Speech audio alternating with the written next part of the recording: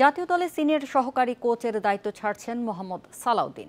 Ireland সিরিজেই তার শেষ assignment. বিসিবিকে এরই মধ্যে পদত্যাগপত্র দিয়েছেন তিনি। বোর্ডের বিবৃতিতে বলা হয়েছে, আলোচনা করে পরবর্তীতে চূড়ান্ত সিদ্ধান্ত জানানো হবে। পদত্যাগের গুঞ্জন ছিল, এর মধ্যে বিসিবিতে মোহাম্মদ সালাউদ্দিনের আগমনে আগ্রহ বাড়ে গণমাধ্যমের। নিজের কাজ উপভোগ করছেন না বলেই দায়িত্ব ছাড়ছেন, এমন খবর চাউর হয়। ক্ষণে ক্ষণে শিরোনামও বদলাতে থাকে। একাধিক গণমাধ্যম জানায়, পদত্যাগপত্র বোর্ডকে দিয়েছেন সালাউদ্দিন। বিসিবি নিশ্চিত না করায় বাড়ে ধোঁয়াশা। দিনভর নাটকীয়তার পর সন্ধ্যায় আনুষ্ঠানিক বিবৃতি বোর্ডের, জানায় পদত্যাগপত্র দিয়েছেন সালাউদ্দিন। আয়ারল্যান্ড সিরিজের পর দায়িত্ব ছাড়বেন। পদত্যাগপত্র পেলেও চূড়ান্ত সিদ্ধান্তের জন্য ঝুলিয়ে রেখেছে বিসিবি। বর্তমানে আইসিসি সভার কারণে বিসিবি সভাপতি দেশের বাইরে থাকায় সালাউদ্দিনের পদত্যাগের বিষয়ে বোর্ডের সুনির্দিষ্ট পরিকল্পনা জানতে অপেক্ষা। আয়ারল্যান্ড সিরিজে আশরাফুলকে ব্যাটিং কোচের দায়িত্ব দেয় বিসিবি। এরপর থেকেই গুঞ্জন ছিল সরে দাঁড়াতে পারেন সালাউদ্দিন। সম্প্রতি জাতীয় দলের ব্যাটিং ভরাডুবি, একাদশ নির্বাচনে প্রভাব, ড্রেসিং রুমে গ্রুপিংয়ের অভিযোগ ওঠে সালাউদ্দিনের বিরুদ্ধে। তাকে সরিয়ে দেওয়ার দাবি উঠে সোশ্যাল মিডিয়ায়। সমালোচনার মুখে অস্বস্তি থেকেই সরে যাওয়ার সিদ্ধান্ত সালাউদ্দিনের। তার জায়গায় টাইগারদের সহকারী কোচের দায়িত্বে মোহাম্মদ আশরাফুল, এমন খবর দিয়েছে ESPN ক্রিকইনফো। গত বছর নভেম্বরে সিনিয়র সহকারী কোচের দায়িত্ব পান সালাউদ্দিন। 2027 পর্যন্ত চুক্তির মেয়াদ থাকলেও 1 বছরের মাথায় পদত্যাগ করলেন। কপিল পাল, ইন্ডিপেন্ডেন্ট নিউজ। রাজশাহীতে অনূর্ধ্ব 19 দলের সিরিজের তৃতীয় ওয়ানডেতে বাংলাদেশকে 102 রানে হারিয়েছে আফগানিস্তান। 276 রানের টার্গেটে 173 করে অল আউট স্বাগতিকরা। টস জিতে ব্যাটিংয়ে নেমে শুরুতেই ওপেনার খালেদের উইকেট হারায় আফগানিস্তান। অধিনায়ক মাহবুব খান অপরাজিত থাকেন 68 রানে। এছাড়া নিয়াজাই 31 ও ওসমান সাদাত করেন 26 রান। এতে চ্যালেঞ্জিং টার্গেট ছুঁড়ে দেয় আফগানরা। জবাবে 45 রানে 3 উইকেট হারায় বাংলাদেশ। চতুর্থ উইকেটে কালাম সিদ্দিকী ও রিজান হোসেনের 93 রানের জুটি। কালাম 71 আর রিজান করেন 52 রান। এই দুজন আউট হলে আর কেউই দাঁড়াতে পারেননি। মাত্র 35 রানের ব্যবধানে শেষ 7 উইকেট হারায় আজিজুলের দল। এই জয়ে 5 ম্যাচের সিরিজে সমতায় ফিরেছে আফগানিস্তান। এবং আজও প্রথম উইকেটটা তিনি তুলে নিলেন। রিফাত বেগ 26 রান করেছিলেন গতদিন, তবে আজকে দ্বিতীয় বলে ফিরে কোনো চমক ছাড়াই নেপাল ও ভারতের বিপক্ষে ম্যাচের জন্য প্রাথমিক দল ঘোষণা করেছে বাফুফে। সর্বোচ্চ 10 ফুটবলার বসুন্ধরা কিংসের। একই দিন 23 সদস্যের দল ঘোষণা করেছে ভারত। সুনীল ছেত্রী, লিস্টনের মতো তারকা না থাকা বাংলাদেশের জন্য স্বস্তির, বলছেন সাবেক অধিনায়ক জাহিদ হাসান এমিলি।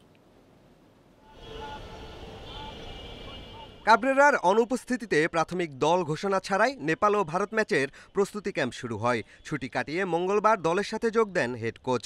তার একদিন পর দল ঘোষণা বাফুফের। 27 সদস্যের দলে কোনো চমক নেই। কার্যটিলতায় রাখা হয়নি ফাহমিদুলকে। সবশেষ হংকং ম্যাচের দলই রেখেছেন কাবরেরা। ভারত অবশ্য 23 সদস্যের দল ঘোষণা করেই বৃহস্পতিবার ক্যাম্প শুরু করছে বেঙ্গালুরুতে। বাংলাদেশের জন্য সবসময় বিপজ্জনক সুনীল ছেত্রী নেই। লিস্টন, আপুয়ার মতো পরীক্ষিতদেরও রাখেননি কোচ খালিদ জামিল।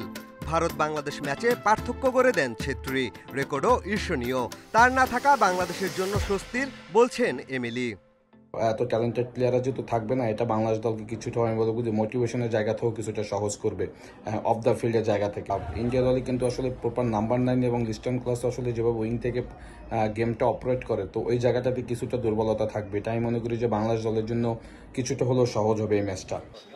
মার্চে এওয়ে ম্যাচে হামজাকে নিয়ে ভারতকে রুখে দিয়েছিল বাংলাদেশ। নিজেদের ভুলে জিততে পারেনি ম্যাচ। এবার দলে যুক্ত হয়েছেন সমিত জায়নের মতো কার্যকর ফুটবলার। ঘরের মাঠে ভারতের চেয়ে বাংলাদেশকে এগিয়ে রাখছেন এমিলি। যেহেতু আমাদের হোমে খেলা এবং ইন্ডিয়ার দলটা যেভাবে দিয়েছে, আমি মনে করি যে এই ম্যাচটা বাংলাদেশ জেতার জন্য খেলবে এবং টিমের যে স্ট্রেংথ, এই অনুযায়ী আমি মনে করি বাংলাদেশ জিততে পারবে। যদি বাংলাদেশ লাস্ট যে ম্যাচগুলি যেভাবে খেলেছে, আমি মনে করি বাংলাদেশ জয়ের সম্ভাবনা অনেক বেশি, যেহেতু সমিত সোম এবং জায়ানের ইনক্লুশনে দলটা আরও বেশি স্ট্রং হয়েছে এবং হামজা তো রয়েছে। জাতীয় স্টেডিয়ামে ম্যাচ 18 নভেম্বর। 3 দিন আগে ঢাকায় আসবে ভারত। দু দলের এশিয়ান কাপে খেলার আশা শেষ। তবে মর্যাদার লড়াই বলেই বাড়তি উত্তাপ এই ম্যাচ ঘিরে। পিয়াস সাহা, ইন্ডিপেন্ডেন্ট নিউজ, ঢাকা। বুধবার থেকে বাংলাদেশ নেপালের প্রীতি ম্যাচের টিকিট বিক্রি শুরু করেছে বাফুফে। প্রথম দিন প্রত্যাশা অনুযায়ী সাড়া মেলেনি। 13 নভেম্বর ম্যাচের জন্য 20,000 টিকিট ছাড়া হয়েছে। আর কুইকেট প্রতিষ্ঠান বাংলাদেশ ভারত ম্যাচের টিকিট বিক্রির সব প্রস্তুতি সেরে রেখেছে। টিকিটে যে কিউআর কোডটি যাচ্ছে, এটা এখন আপনি আমি যে কেউ চাইলে স্ক্যান করতে পারবো অ্যান্ড দেখতে পারবো যে টিকিটটা ভ্যালিড নাকি ইনভ্যালিড। বাট এখনও কিউআর কোডটা অতখানি গোপনীয় যতখানি আগের মতো ছিল। সো এটা করার একটাই কারণ হচ্ছে অনেক সময় দেখা যায় যে অনেকে একটা টিকিটকে কপি করে অনেকগুলা বিক্রি করে দেয়। নারী দলের অধিনায়ক নিগার সুলতানা জ্যোতির বিরুদ্ধে জাহানারা আলমের সব অভিযোগ ভিত্তিহীন ও বিব্রতকর বলেছে বিসিবি। এবার কড়া জবাব দিলেন জ্যোতি। নিজের ভেরিফাইড ফেসবুক পেজে লিখেছেন, দল কারো ব্যক্তিগত নয়, সবার। যখন ভালো সময় পার করছে দল, তখন এত নেতিবাচক মন্তব্য অপ্রত্যাশিত। প্রতিহিংসা, ক্ষোভ ও আক্রমণাত্মক ভাষা ব্যবহার সত্যি দুঃখজনক। অভিযোগগুলোকে গুজব হিসেবেই উল্লেখ করেছেন জ্যোতি। বলেছেন, নিজের হতাশা থেকে কোনো গুজব ছড়িয়ে সেটা কার্যকর হবে না।